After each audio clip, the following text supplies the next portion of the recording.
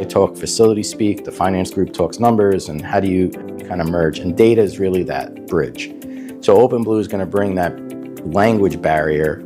It's almost like Rosetta Stone all of a sudden. Everyone's going to be able to talk the same language. My name is Steve Monez. I'm the Vice President and Chief Facilities Officer for Cold Spring Harbor Laboratory.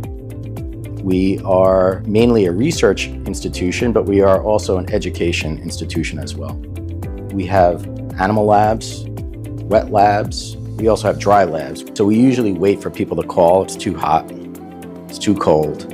And research always goes at risk if it gets too hot. And you're talking about millions of dollars of research that over the life of that research project would be wasted. So with OpenBlue giving us that insight into systems on a more real-time basis is going to allow us to know when an issue is coming up and we can get ahead of it.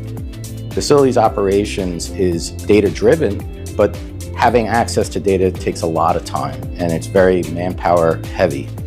So we really don't have the time to be able to tell a complete story.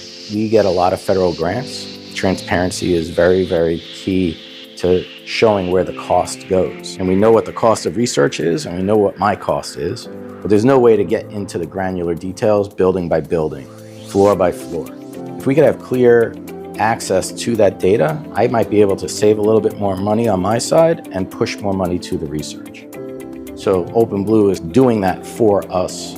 It's not manual anymore. The data's there, it's easier to see. So it's saving our campus energy manager that time that would be spent doing a manual process to be able to go and do other things. So when you look at OpenBlue and you start looking at all the efficiency, operational efficiency, energy efficiency, and we're looking at about 6 to 7% savings of usage on electricity, natural gas, fuel. But we know it's going to be more because we know we're going to start learning our facilities better and we're going to start getting ahead of that curve as to what the issues are with our buildings. And we're going to become more predictive rather than reactionary.